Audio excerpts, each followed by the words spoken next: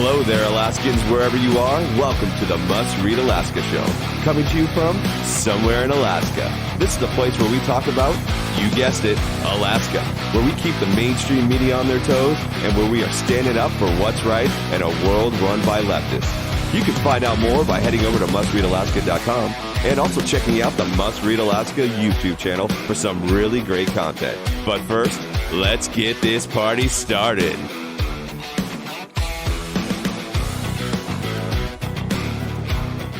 Good afternoon, everybody. Welcome aboard the Must Read Alaska show, coming to you from somewhere in Alaska. This is a reader-driven and a listener-driven conservative news project launched in 2015. And next month, I want you to know we're celebrating completing our first 6 years. We'll be going into our 7th year.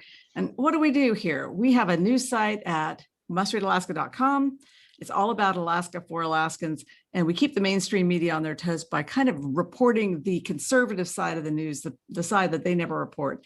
We have a Monday, Wednesday, Friday newsletter that has updates and special items you won't read anywhere else in the world, and not even on the website. So we've got a lot of good news items there. And we have Club MRAC now, which is the legislative bulletin for discerning Alaskans. Let me tell you, it's legislative news exclusively. So if you don't like legislative news, you can just skip over that one. But this one gives you the skinny on what's going on in Juneau every single day of the legislature. And we really focus on the budget quite a bit there, which is, that's the be all end all.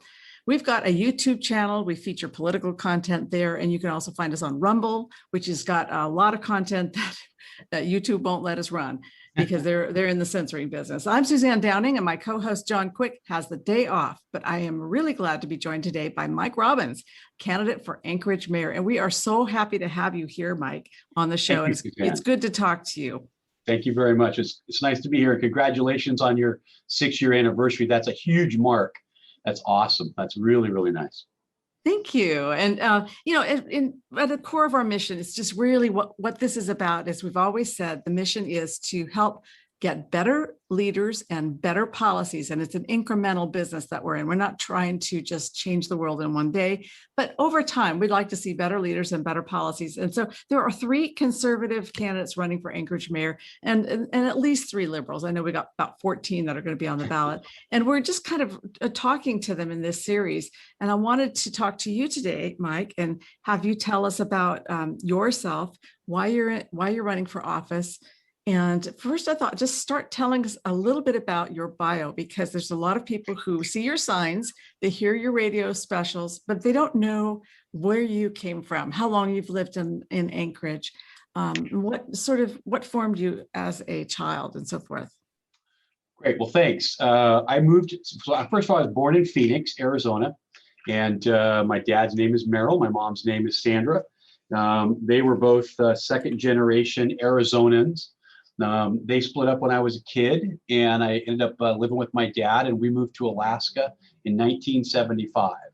I was a young kid at that point. I think I was 14. We moved to Spenard, and I spent most of my formative years growing up kind of kicking around Spenard. It was sort of like the Wild West in those days. We used to say, they talk about Alaska being the last frontier. Well, Spenard was Alaska in those days, and it certainly was the last frontier. I'm married. I have 3 kids, and one 23, one who's 13, and one who's 18. I have a big, huge bloodhound named Boomer, and my wife and I have been married for 17 years. Actually, we're in our 18th year of marriage now. I've been a small business person most of my life. I started my first business when I was 17 with a couple of friends of mine out of high school. That was a door-to-door sales business, which was a lot of fun when we were kids.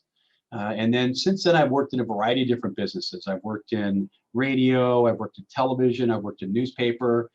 I spent some time in the janitorial business. I started a travel agency. I've had a couple of online businesses, a live events company, currently a marketing and advertising agency, full service marketing firm here in Anchorage. And then we were in the radio business until just in November, and we sold the last of our radio stations then. So very, very, very interesting. So I did not know that you sold your radio stations. I think of you as a guy who runs 3 or 4 radio stations, and you're telling me now that you're out of the radio business? Out of the radio business. So 2 years ago, somebody approached me to buy two of my stations, and I sold those. And then we were kind of trying to decide, me and my wife had been praying about what we should do with the radio stations that we had remaining, because it looked like the mayor's run was really starting to pick up steam and take off. And so, believe it or not, we were talking about it one Sunday, and within 2 days, we received a call from a unsolicited offer from a church out of Seattle that bought the last two radio stations. Just at the last minute, they called and said, "We want to buy them. We're going to come in and take over in a week." It was crazy. It was really, really crazy. So it certainly was, I think, divine intervention. So, and that cleared my deck so that I could run for mayor full time. And so that's what I'm doing now, is running for mayor full time. Yeah, well, but you really are, because the day that you announced that you were running for mayor, man, the next day there were signs up everywhere all over Anchorage, and you just came out of the pen just with a roar. So, I was fascinated because I just finished watching a little video of you that you posted on your website, and that's robbinsformayor.com. Is that right? Correct. Robbins, FOR, mayor.com. Yeah. Yeah, some people. Robbinsformayor.com is all spelled out. And it's on there. And I kind of recommend it to people because it's 5 minutes. So it's a long video, but you talk a little bit about what I would consider sort of that classic Anchorage Spenard upbringing. I don't want to say you were a street kid, but you say your dad was not home a lot because he was working a lot, and he was a single father, and kind of were raising yourself. And so at times that didn't go well. So I was hoping you could talk a little bit about that. Well, it was, my dad was traveling around the state. He was in Fairbanks and Kodiak and kind of all over working, while I stayed in Anchorage trying to go to school. And of course, if you leave a 14-year-old boy on his own, he's going to find things to get into. And of course, I was a 14-year-old boy, so I found some things to get into. And it was an interesting time in my life because, of course, I got to learn a lot about responsibility, because you have to when you're sort of there raising yourself. But it was interesting, and I did sort of grow up. I don't know what to say. It's not like I lived on the streets of Spenard, because I had a house. We lived over off 36th and Cope Street. And then as I grew up and got older, I continued to live in Spenard all over the area. But it was interesting. There was a lot of, the pipeline was in full speed. There was a lot of really interesting signs between the airport and Minnesota when you would come down Spenard. And it was just lots of things for a young boy to get into. Oh boy, it sounds like you had a little bit of a wild youth there, just the way you're explaining it in your video. And I recommend people go and check it out, because they'll find a lot about you and it sort of what formed you, how you were raised, and then eventually you came to Christ and you changed your life. And Right. and I don't exactly know the sequence of that, but you became a business person, you straightened your life around, but you also had I think there was a story in the Anchorage Press a little bit about this as well. Yep. Early on. So you've been pretty just sort of out there with that stuff. You're not trying to hide the fact that you kind of had I don't know, was it a wild youth? Well, it was, I had a wild youth, and I think wild, it was interesting. And, I certainly went through a lot of things that I don't think most people should have to go through. But it was an interesting time, and one of the things that I thought was really important when I decided to run for mayor was that one of the things we don't see a lot in our politicians now is transparency. Everybody thinks that you've got to be perfect. Everybody thinks that you can't have any blemishes. And, I really feel like it's the things that we go through in our life who shape us and make us into who we are. And it gives us our character. It gives us our ability to handle situations. And I think that it makes me well qualified to run the city right now with some of the things that we have going on. Yeah. And you've got your upbringing where you moved to Anchorage as a young man, a young child, and then you were raised in Anchorage. You've lived in Anchorage all the rest of your life. You've owned a number of businesses, radio stations, and other businesses in Anchorage, and you still own a business in Anchorage in marketing. But how did you end up getting interested in politics to begin with? I mean, that you could have done a lot of different things. You could have been interested in, I don't know, hunting or fishing or something, but you're kind of a political person. Well, I don't know if that, I mean, it's interesting. I saw the question and I thought about that. And, I think I first got interested in politics as a young boy. I read a biography about John F. Kennedy, believe it or not.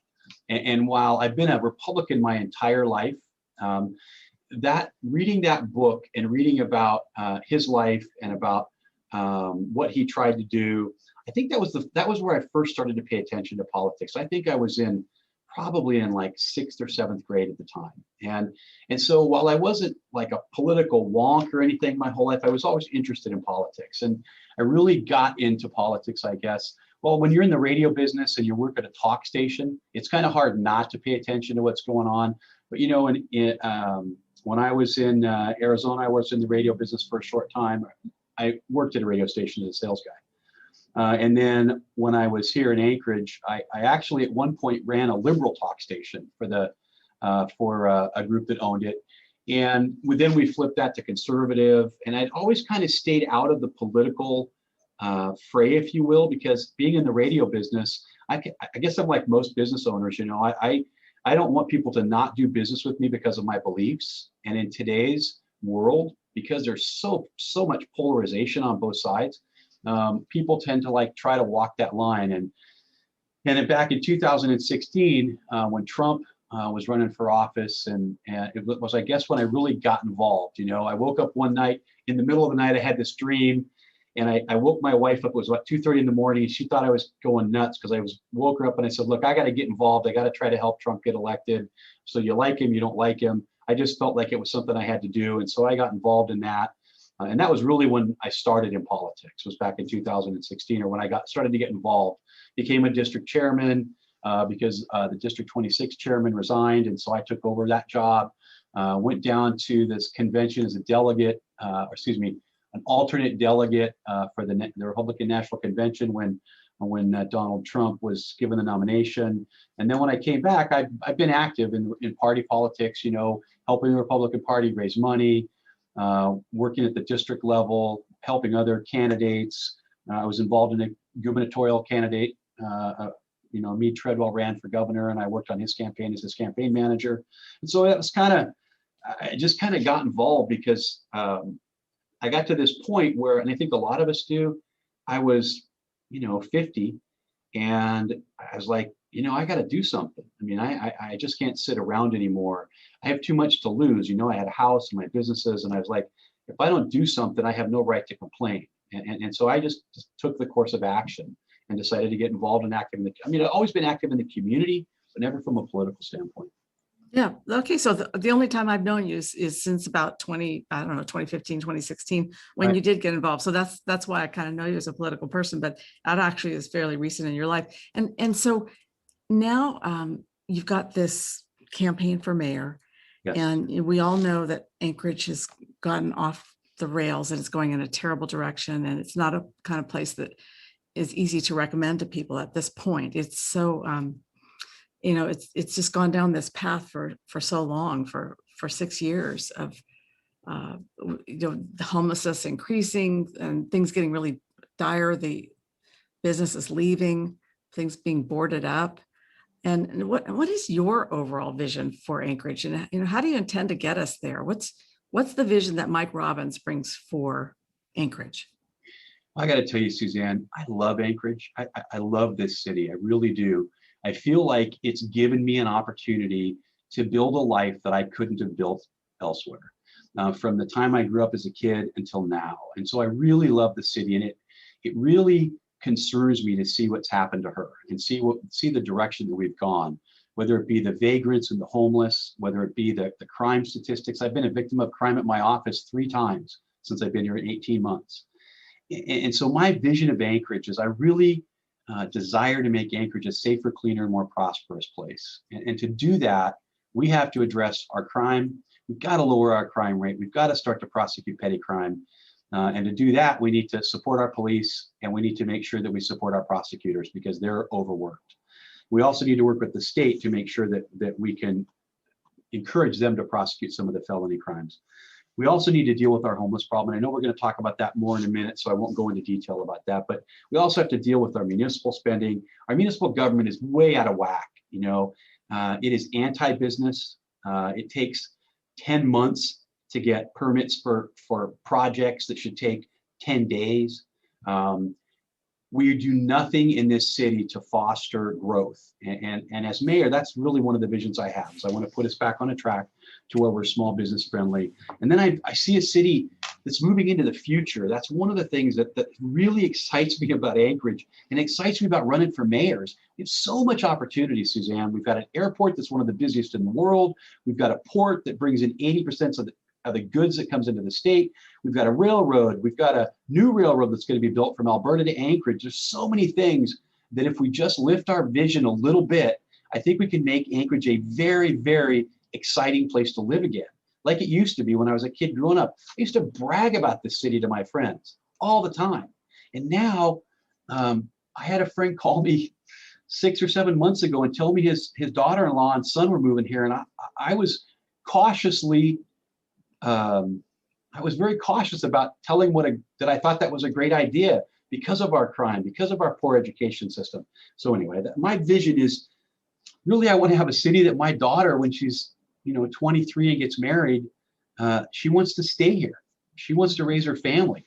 So that my son, who got out of college and had to come back because of COVID, he wants to stay here because he can get a good job and he wants to get married and raise his family here. So that's my vision for the city. I really want to bring her back to a place where we're cleaner, safer, and more prosperous for everybody. Yeah, and I think that's kind of where we were heading. And when Dan Sullivan was our mayor, he kind of had to deal with a budget that he was left with, which was in tatters, and he had to do a lot of cuts. Totally. We thought maybe we thought things weren't going to go well for a while, but our city was more prosperous, and we did a great job. And then we've been through 6 years now of just absolute decline, and it's just the city's a shadow of its former self. It's really sad to see. And so your overall vision is safer, cleaner, more prosperous. Yes. And place that your kids want to return to and that they'll want to raise their families in. Yes. And so what is your top worry about Anchorage? Like, what do we have to address first? How do you intend to address it? So my top worry is getting our city open again and getting our economy moving. I believe that that what's been done, the oppressive management of the COVID pandemic really has hurt us in ways that we haven't even realized yet. And so my top priority as mayor is going to be to begin to, on day one, I'm going to start opening this city up. I mean, pay attention to the science. We can take care of people. I mean, we can be very safe about this. And I'm also going to let people know, Suzanne, that if they get sick, we can take care of them. I mean, that's the one thing that we need to communicate as a government is that it's okay. I mean, we're going to be careful, but we have the best medical care in the world. We can take care of you if you get sick. And that's important for people to know, not these fear tactics that they're using. So the number one priority for me is getting the economy open. In order for us to do that, of course, we've got to get rid of these restricted AOs. We've got to work with our hospitality industry and our tourism industry to start to rebuild those. And then we also need to work with our retail sector, because one of the hidden damages that's been done by this pandemic is the fact that we drove all of the consumers in Anchorage online. We drove them to Amazon. We drove them places that it's very, very hard to get them back from. And that's the city's fault, or I shouldn't say fault, but it's their responsibility. They kept these oppressive orders in place for too long. And so as mayor, I look at it as my responsibility to help rebuild that. We've got to get that. And there's not even talk about that part of our economy, but I know from being in the radio business and being in the marketing business, it's tough to get a customer back once you've lost them. And we're going to have to help them do that. And so my number one priority is the economy. And it's great that all my competitors have started to talk about the economy now too. And that's excellent. But as a person who has spent I would say I've spent 85% of my working life creating payroll, not cashing a paycheck. I know how to do that. I'm the one who is uniquely qualified to be able to work with these sectors in our economy to get them restarted. I mean, I love to hear some of my competitors in these forums talk about how they're pro small business. It's great to be pro small business. Well, I am small business. I'm a small business guy. It's how I pay my mortgage. It's how I take care of my family. I mean, I am small business. So anyway, sometimes I get on that Halloween rant. So you raised something really interesting with the Amazon and how everybody has gone to Amazon, and I'm like that too. I have done that as well. I don't want to be harassed in the stores. I don't want to have to stand in line outside of Costco and just stand there in the cold waiting for my turn to get in. I don't want to be yelled at by store clerks. So I moved a lot of my own commerce online, but I got a note from somebody today. This will catch you. This is a little bunny trail. He said he ordered 3 small hand truck tires from Amazon with Prime shipping, right? And the total order was $8 for each tire.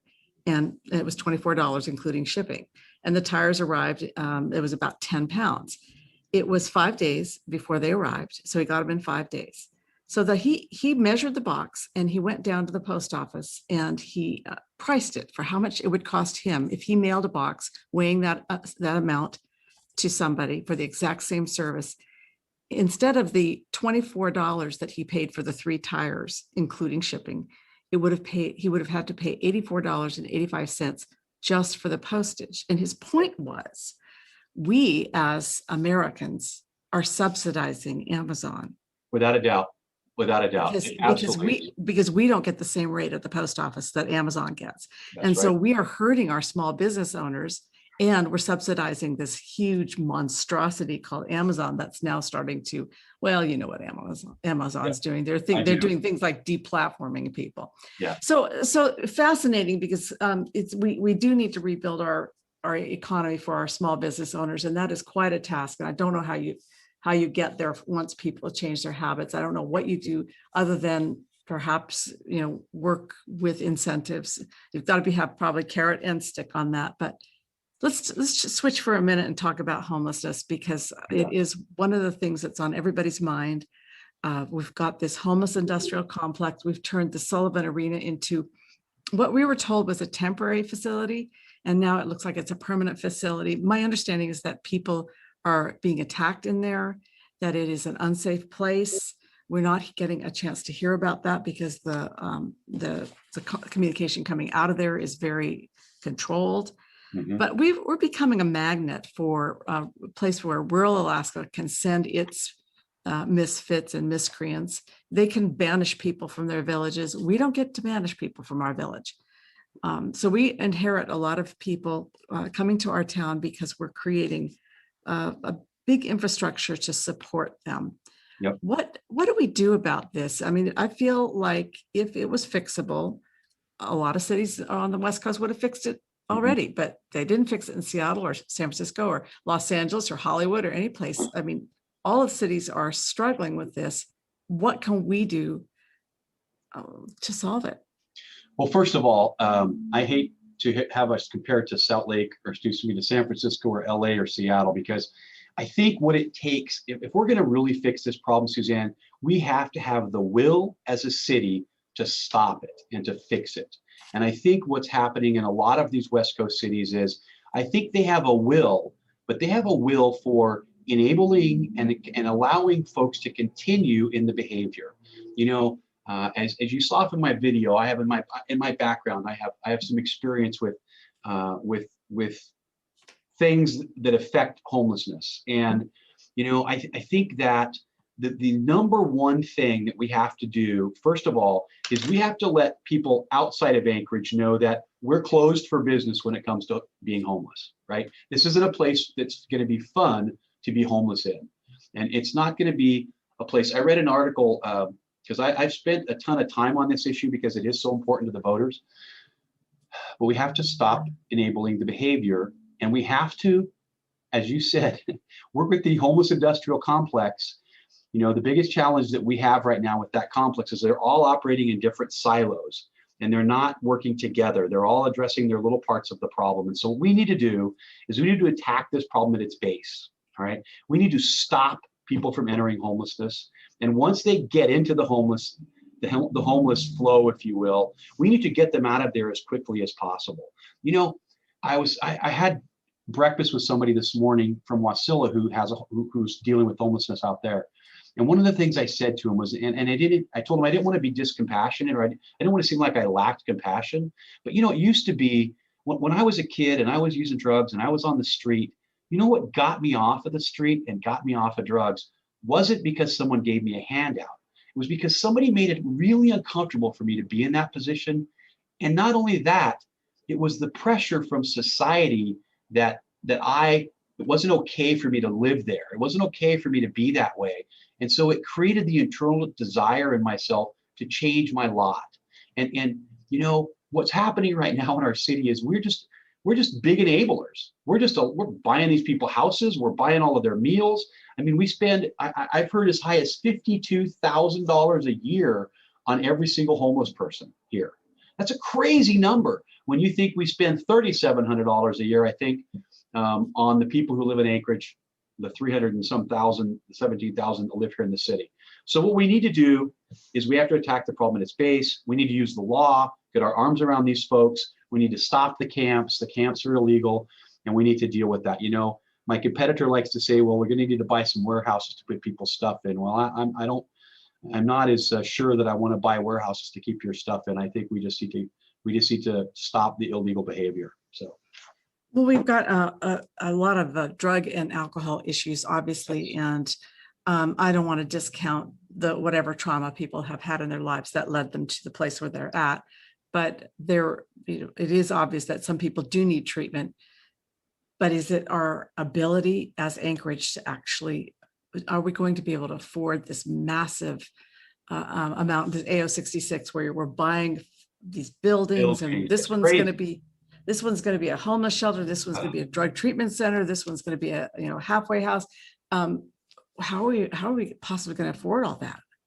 Well, I think that the way we afford that is that we use our heads and we find a way to involve private industry with our nonprofits and our churches. I've had conversations with some folks in private industry who want to open up new treatment facilities here in Anchorage, and that's the key. The key is that's the biggest difference between myself and Forrest Dunbar and Bill Falsey, is that I'm not looking for a government solution to our problems.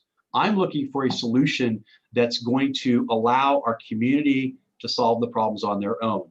I'm for smaller government. I'm for less intervention in your life and less control over your life. Whereas my competitors are for the exact opposite. They want us to be more dependent on the services and the things that they provide to us. They want us to think, I'm sick of listening to Bill Falsey talk about how tough it is to do what he does, right? I'm so sick of listening to it, because yeah, it might be tough to do what he does, but what's really tough is what he's done to us in his time as city manager. He's destroyed this city. So I digress, but I wanted to answer I hope I answered your question. No, I mean, that's really interesting. You're basically saying that actually, if the government does step in and create these kinds of solutions, then it does actually drive out the faith community, and it drives out nonprofits, it drives out the private sector. But we also realize that some of these nonprofits, they've never come up with a plan for putting themselves out of business. Right. And they are in the business of taking care of homeless, but they're not in the business of finding ways that their services are no longer needed. So let's just talk a little bit about Forrest Dunbar, because I've seen some polling, and I'm sure you have too, and he's obviously the one to beat on the left. We've got 14 people on the ballot. Forrest Dunbar is the one who has, he's got the seat on the assembly. He's got the name recognition. He's run for Congress. This is his second term on the assembly. And so obviously he's got to move on. He's either going to be mayor, or he's probably going to run for governor, do something else. He's got ambitions. What are you going to be able to do to convince voters that you are the person rather than Forrest Dunbar? Well, I think that what's been convincing voters, and what's been showing up in our internal polling we've been doing, and what's resonating with people is the fact that Forrest has spent his entire life, it really boils down to this, Suzanne. If you like the way the city is running, if you like the way that we're operating, if you like the way we're being treated, then you should vote for Forrest Dunbar.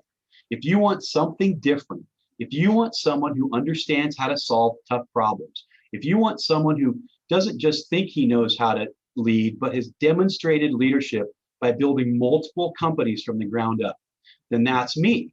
If you want someone who understands, I had to close two of my businesses last year because of COVID. I understand what's happened in this city. I've been a part of it. Forrest hasn't skipped a beat. He hasn't missed a paycheck. He has no empathy for what's going on. So I'm going to, through messaging, what we've been telling people and talking with people about is could it be a more dramatic difference between the two of us than we have? Forrest is for more taxes, more government, more intervention in your life, and less personal liberty. I'm for less taxes, more personal freedom, greater opportunity, and a vision to build Anchorage into a shining city where we can really lead the rest of the state. We have a huge vision for the city that we didn't get a chance to talk about, but maybe we could talk again sometime and I'll tell you all about it. Well, no, I think we're going to for sure. And so final comments. I just, we're winding up toward the end of the show here and want to make sure that people know how to reach you and how to see you at events. Your website again is Robbins4mayor.com, and that's all spelled out. Mm-hmm. And then we do have a fundraiser coming up this coming Thursday at the Petroleum Club from 6 to 8. That's being hosted by several members of the club, and you're welcome to come. And that's the 11th, right? It is on Thursday from 6 to 8. And you're welcome to come out, talk, listen. We spend a lot of time doing sort of a town hall kind of meeting where we answer questions, because I think it's more important for folks to hear what I would say about their specific challenge than it is for me to talk about what I would, do as a politician. So. Very good. And so for anybody who's interested, obviously there is the fundraiser on the 11th at the Petroleum Club. And obviously you've got the website, which is a really great website, by the way. It's got some really nice graphics on there. And so people should go there and learn more about you there. And especially check out that 5-minute video. It is well worth your time, people. And you don't see politicians very often talking about kind of their rough and tumble upbringings and the parts of their lives that that have formed them, and they're not necessarily proud of, but they also acknowledge that this is a journey that we're all on, and we all have different kinds of hardships and things that we have to overcome. So great job on that. And for the rest of the week, everybody just do sign up for the Must Read Alaska newsletter. You get tons of great content there, including Club MRAC that'll come to you every day from the halls of the Capitol. We've got a lot of great help inside the Capitol building. I'm not going to Juneau this year. I'm going to try to stay out of there. It's the right thing to do. It's the healthy thing to do. And be sure to tune in the midweek for our Must Read Alaska podcast with Scott Levesque. He is our Wednesday, Thursday host. He does a fantastic job. He always has interesting things to say. And sometimes he's got some really great guests, like last week when he had Representative James Coppin on, and it was a really good show. If you're a supporter of Must Read Alaska, thank you so much for that. It makes all of this possible to stand up for what's right in Alaska. And if you'd like to support the conservative side of the news, well, donate buttons on the right side there of mustreadalaska.com. Of course, it's on the right side.